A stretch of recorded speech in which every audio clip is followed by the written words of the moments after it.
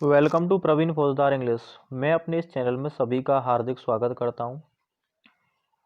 आज हम कक्षा 12th की जो फ्लेमिंगो बुक है इंग्लिश की, उसकी पहली पोएम को माई मदर एट 66 कवर करने जा रहे हैं। उम्मीद करता हूं ये लेक्चर आपको पसंद आएगा और इसका हिंदी ट्रांसलेशन आपकी समझ में आएगा। तो चलिए स्टार्ट कर लेते हैं। अभी तक जिन भाइयों ने मेरे चैनल को सब्सक्राइब नहीं किया है, इसको सब्सक्राइब कर देना, ताकि जो भी मैं ऑडियो लेक्चर डालूं उसका नोटिफिकेशन आपको मिल जाए, आप एक भी ऑडियो वीडियो मिस ना करें।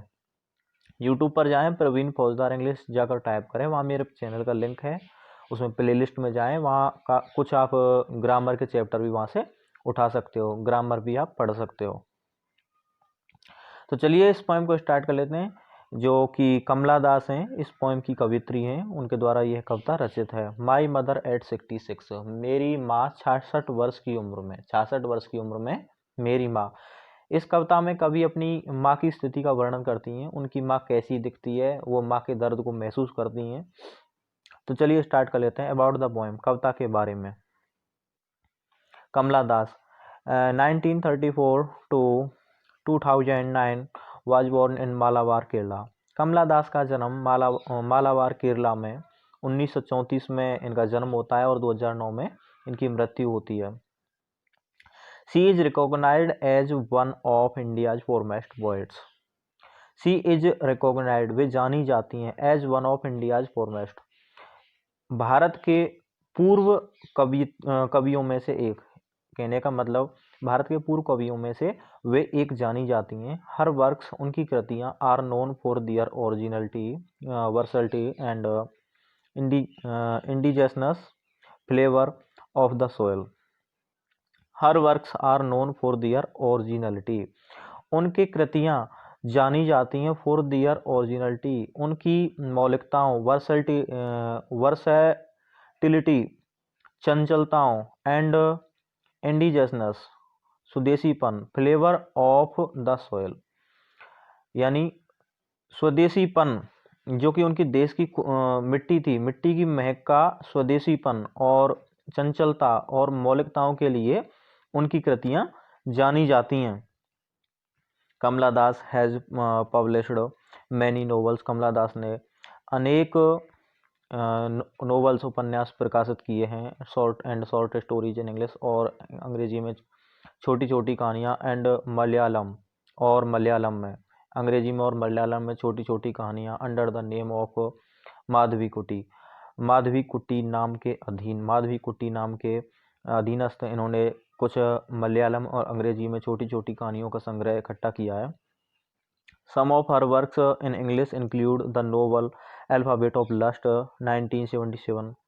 सम ऑफ हर वर्क्स, उनके कार्यों में से कुछ, इन इंग्लिश, अंग्रेजी में, इंक्लूड, शामिल करते हुए, द नोवेल, उपन्यास को, ये उपन्यास का नाम है अल्फाबेट ऑफ लस्ट, जो कि 1977 में प्रकाशित हुआ है। A collection of short stories, एक कलेक्शन, एक संग्रह, ऑफ शॉर्ट स्टोरीज, छोटी छोटी कहानियों का, Padmavati, the harlot and other stories, और कुछ अन्य कहानियाँ।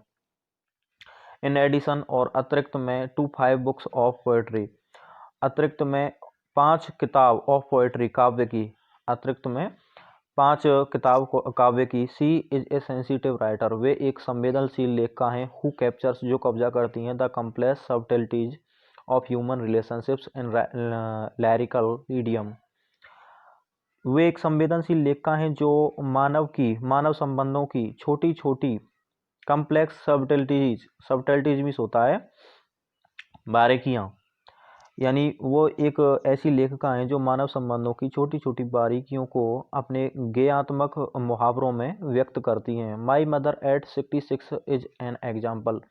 माई मदर एट 66, 66 वर्ष की उम्र में मेरी माँ, उनकी एक कविता का नाम है इज एन एग्जाम्पल, एक उदाहरण है। तो ये कवित्री के बारे में इंट्रोडक्शन था। उम्मीद करता हूँ ये आपको समझ में आएगा। बिफोर यू डेट, आपके पढ़ने से पूर्व। Ageing is a natural process, उम्र में, यानी उम्र का बढ़ना, इज ए नेचुरल प्रोसेस, एक प्राकृतिक प्रक्रिया है। हैव यू एवर थॉट, क्या आपने कभी सोचा है, what our elderly parents expect from us, कि हमारे बूढ़े माँ बाप बुजुर्ग माँ बाप हमसे क्या उम्मीद रखते हैं, क्या आशा रखते हैं, क्या आपने कभी सोचा है। तो पोएम को स्टार्ट कर लेते हैं। कवि क्या कहती है कवित्री अपनी इस पोएम में। उम्मीद करता हूँ इस पोएम का जो हिंदी ट्रांसलेशन है आपकी अच्छी तरह से समझ में आएगा। नहीं समझ में आता हो तो इस ऑडियो लेक्चर को दोबारा रिप्ले करें। Driving from my parents home to Cochin last Friday. Driving गाड़ी चलाते हुए फ्रॉम माई पेरेंट्स होम मेरे माता पिता के घर से टू कोचीन कोचीन एयरपोर्ट के लिए लास्ट फ्राइडे पिछले शुक्रवार को मॉर्निंग पिछले शुक्रवार की सुबह में आई सा माई मदर मैंने अपनी माँ को देखा बिसाइड्स मी जो मेरे पास में बैठी थी। कवित्री कहती है पिछले शुक्रवार की सुबह को अपने माता पिता के घर से कोचीन एयरपोर्ट के लिए गाड़ी चलाते हुए अपनी बगल में बैठी हुई माँ को मैंने देखा। डोज जो कि ऊँघ रही थी ओपन माउथेड उनका मुंह खुला हुआ था। हर फेस आसन लाइक दैट हर फेस उनका चेहरा आसन like that of A corps उनका चेहरा आसन लाइक राख के समान लग रहा था। ऑफ ए कॉर्प्स एक डेड बॉडी की राख के समान लग रहा था। एंड रिलाइड और महसूस किया विद पेन दर्द के साथ। कवित्री कह रही है कि उनका जो चेहरा था वृद्धावस्था के कारण उनका चेहरा एक राख के समान एक जो डेड बॉडी की राख होती है उसके समान लग रहा था। एंड रिलाइड और महसूस किया विद पेन दर्द के साथ। That she was as old as she looked but soon that she was as old as she looked कि वो इतनी ही बूढ़ी लग रही थी इतनी ही बूढ़ी थी जितनी की वो दिख रही थी जितनी की वो दिखती थी। बट सून लेकिन जल्द ही पुट दैट थॉट अवे इस विचार को दूर हटा लिया।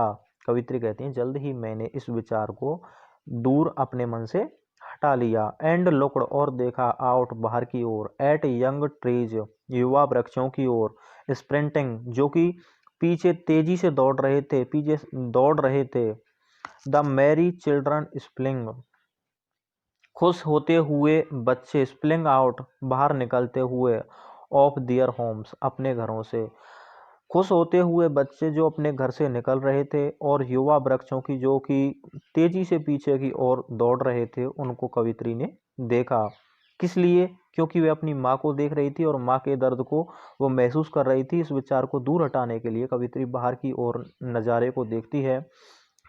But after the airport security check लेकिन एयरपोर्ट यानी हवाई अड्डे की सिक्योरिटी चेक सुरक्षा जांच के बाद स्टैंडिंग ए फ्यू यार्ड्स कुछ गज की दूरी पर खड़े होकर अवे कुछ गज की दूरी पर खड़े होकर आई लुक्ड अगेन मैंने दोबारा देखा मैंने पुनः देखा एट हर उसकी ओर यानी अपनी माँ की ओर मैंने दोबारा देखा। वैन उनका जो वैन वैन मीन्स होता है बेरंग रंगहीन पेल उनके रंगहीन चेहरे को उनके बदरंग और पीले चेहरे को मैंने दोबारा देखा। As a late winter's moon एक गुजरती हुई लेट मीन्स गुजरती हुई विंटर्स मून सर्दी की गुजरती हुई सर्दी ऋतु की जो चंद्रमा होता है उसके साथ अपनी माँ के चेहरे की कल्पना कवित्री ने की है गुजरती हुई शरद ऋतु के चंद्रमा की तरह।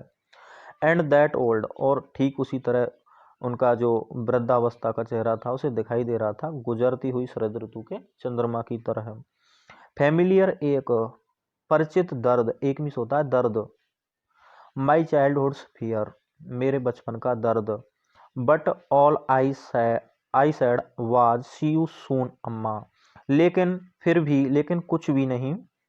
आई said was see you soon अम्मा मैंने बस इतना ही कहा सी यू सून अम्मा अम्मा दोबारा मिलेंगे फिर मिलेंगे। एंड आगे कहता कवित्री कहती है all I did I was smile and smile and smile और मैं केवल बस मुस्कुरा दी और मुस्कुराई। कवित्री इन स्टांजाओं के माध्यम से अपनी बूढ़ी माँ की स्थिति को रिलेट करती है बूढ़ी माँ के बारे में बताती है कि जो कि संसार का एक बेजोड़ सत्य है जो कि मृत्यु उसको यहाँ कवित्री अपनी माँ के एक्सप्रेशन के द्वारा, जो माँ की जो हुलिया था उसके द्वारा यह बताना चाहती है कि जीवन में सभी को मौत एक दिन आती है और मौत का आना एक बेजोड़ सत्य है। कवित्री इन स्टांजाओं के माध्यम से यही हमें कहना चाहती है। उनकी जो माँ थी, उनकी स्थिति मृत्यु के अंतिम चरणों में थी, वो उनका वर्णन करती। उम्मीद करता हूँ इस पोएम का हिंदी ट्रांसलेशन आपकी समझ में आया होगा। नहीं समझ में आया तो इस ऑडियो लेक्चर को रिप्ले करें, अपने मित्रों के साथ शेयर करें ताकि वे भी इसका हिंदी ट्रांसलेशन समझ सकें। तो मिलते हैं नेक्स्ट पोएम में। Thank you so much.